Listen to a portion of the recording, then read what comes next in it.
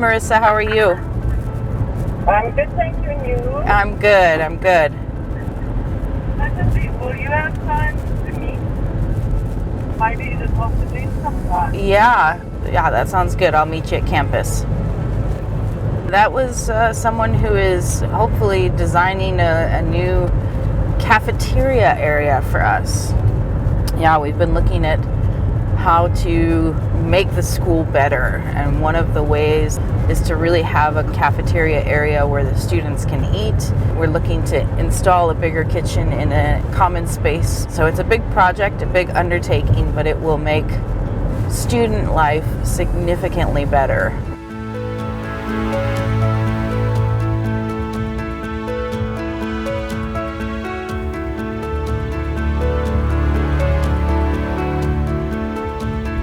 I've really been passionate about how to really make things excellent. I feel like that's the word that the Lord has laid on my heart recently. Like, I went to an excellent school. I went to Taylor University, and I learned a lot in that space about who I was, what giftings God had given me, and I've really been wanting for our students to feel like they have excellence when it comes to equipment, excellence when it comes to food.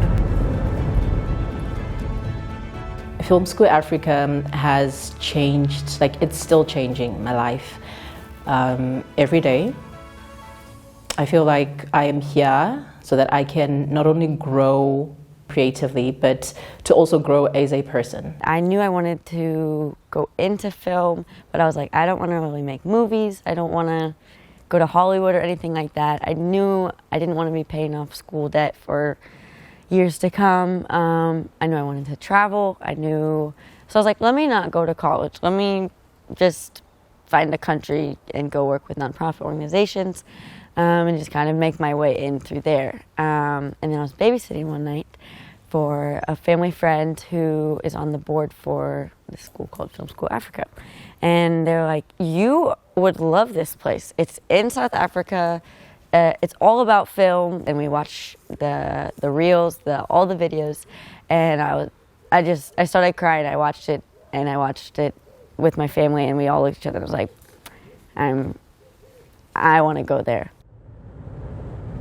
There are other film schools in Cape Town, but the transition to those spaces is really extreme. So part of what we figured out a long time ago was, look, we need leadership classes. We need processing trauma. We need our students to be able to have a space where they live with loving, caring people, where it's safe to start asking questions. At first, when I got the call, I was so excited. I was so excited. And then I was like, yes, I'm coming. And then later on the stage, and then my mom and I had a chat, and we was like, and then she was actually trying. And then she's like, so if you leave now, who are you going to live with? You know your father is in Eastern Cape, and you know that my money doesn't last the whole month. Yeah, and then I was like, I hear your story. I'll speak to the lady and tell her that I'm not coming. And then thanks to that call, I'm here. Because there was this one question that I was asked after that call, is like, what about you? I was in a space of going to the mountain because, in our culture, there's one state that you have to get there, and become a man. And one of the other core lessons there, you're taught to provide for a family, I went to the mountain and became a man. And one of the core teachings that we get taught there is, if you're a man, you should be able to provide. And here I am in a family raised just me and my grandmother, and I'm the only guy, and I can't put anything on the table. And I could see she's struggling. So it was not nice. It was not nice at all. It was tough to see and experience. Being a man in a black community, there's so much that is expected from a man to provide, but sometimes it also comes back, we're also human. You have to speak up, because a lot of society expectation is that men don't have to cry, you don't have to ask for help, you have to stand up, and I think also that's the very bad stigma towards human, because some other guys would bottle stuff in, and you'll find people killing themselves because it is viewed as weak to voice out your opinion in a black community. It takes courage to do that. So I think also there's a lot to unlearn. I have a student who said it was never welcome for me to speak at home. I was not supposed to speak. And so it's hard for me to sort of switch over and start speaking again and start sharing what's on my heart and on my mind. That's what the space is about. It's supposed to be safe. It's supposed to be a place where students can start becoming who they were supposed to be without worrying about anybody else, without worrying about the things at home. It's been interesting for me because I every day get to hear stories about ways that some of my classmates grew up that are not normal, that I am learning is their normal, whether it's not eating 3 meals a day, or having 2 parents, or taking care of yourself, or very simple things like that. There's been a lot of loss of parents and loved ones, I think, especially in my year, that I've gotten to kind of hear about and help comfort. Even last year, one of my closest classmates lost her mom, and I was the one that got that call from her brother, and had to be the one to tell her that, hey, this just happened. So I would say loss and grief is a big normal here, and that is something that I've kind of had to adapt to also, which is very hard, but also it doesn't have to be the normal. And what's cool is that here it's very normal to get help, which isn't normal for a lot of the backgrounds here, but that's been really neat. Therapy and church and just a lot of loving on them is not normal, but it's been really cool to see that it's kind of changing their lives, truly.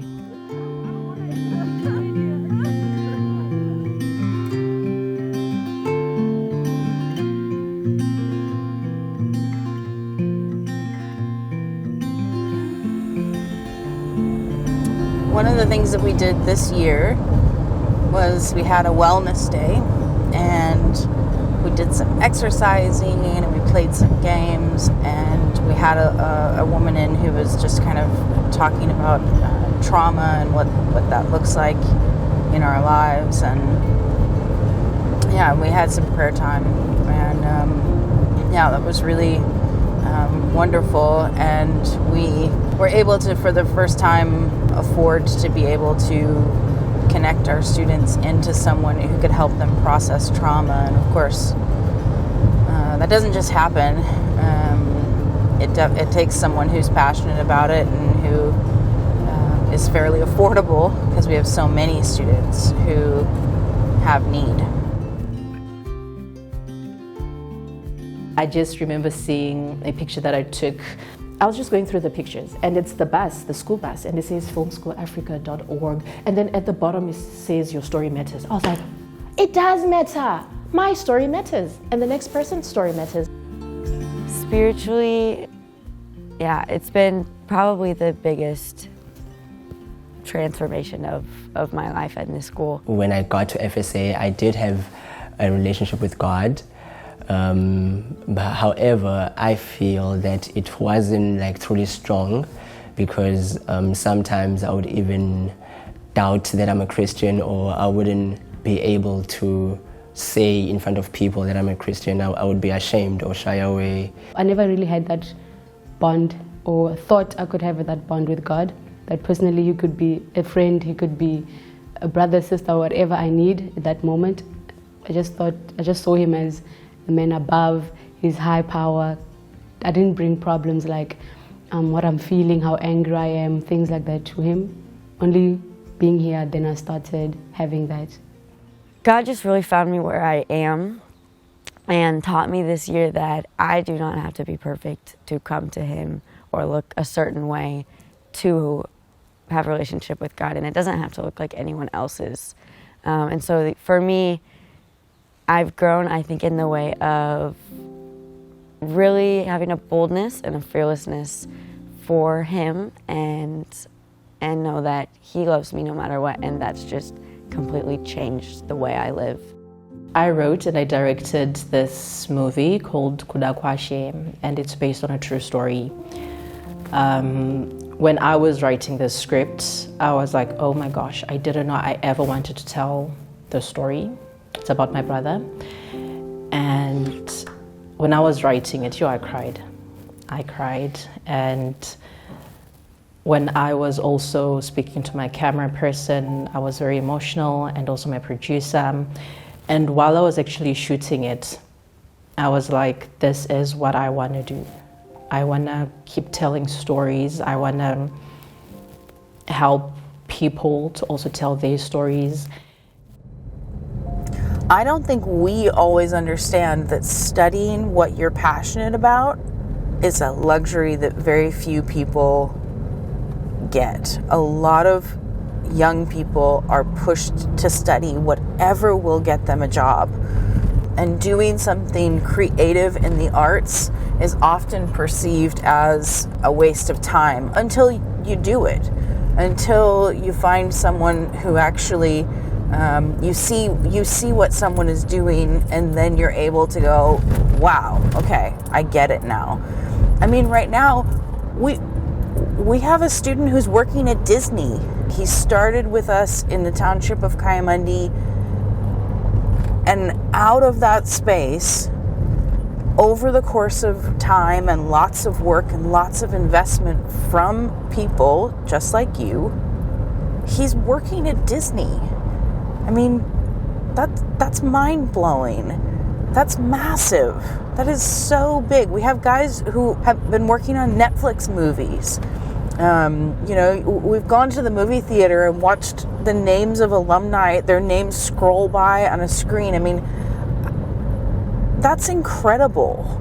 That's life-changing. I'm now in a space of what I would call for me success, because I know that might sound weird at the age of 22, defining that as success, because I've always dreamed of working on TV, and it's happening. It's happening for me. I think that God has a lot to say on the subject of giving and generosity, and I believe that there are a lot of things that we see that are biblical when it comes to giving.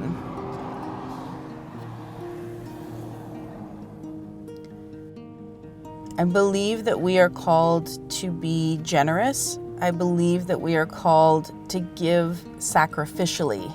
For people who actually give it, Pastor, I would first start by saying thank you to them. It means so much. I'm just thankful for the opportunity. As I said, it's a big thing, just having to study and knowing I don't have to worry about fees or anything like that. So it's more than I could have imagined. I'm super grateful for what they're giving, and I would like to ask them to continue to give and continue to present these opportunities, and continue to just save lives, and even more importantly save souls, because it's not only film that we get, but God as well. Everything you're doing it counts. Every little thing that you give, it counts to this school.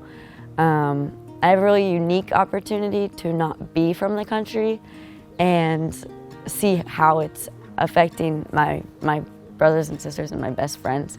And it's really, really neat.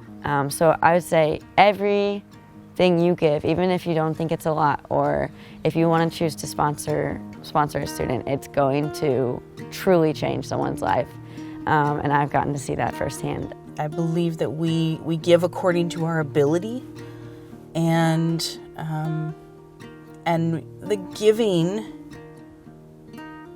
makes such an impact in the lives of our students.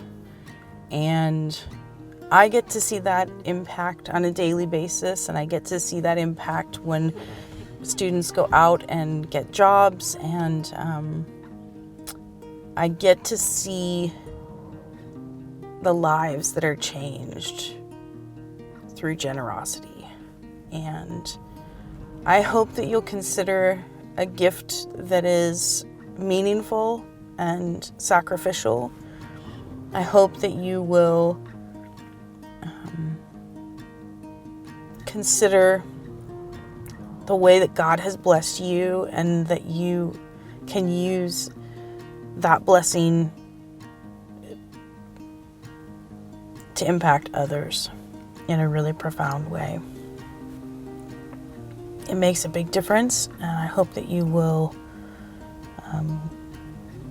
join us in being people of generosity. I'm just grateful just being here. And then the learning is like the cherry on top. It's amazing. Being in a space like this, it's amazing. I'm just grateful.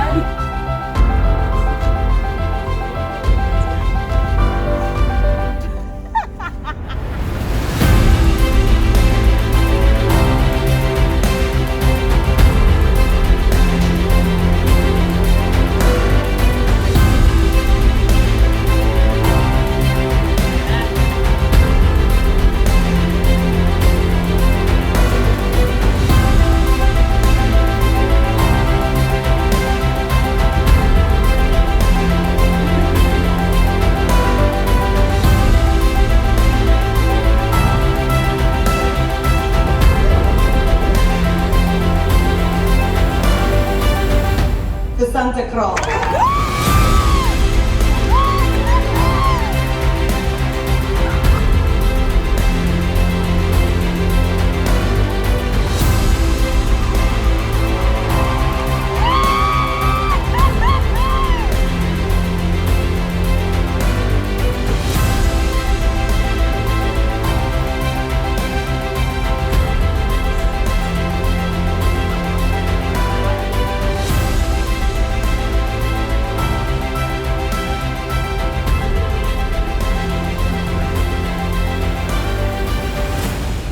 From the films we made to the way we carried ourselves, our time here grew us significantly. It planted a seed that continues to grow to this day. Ladies and gentlemen, the class of 2022.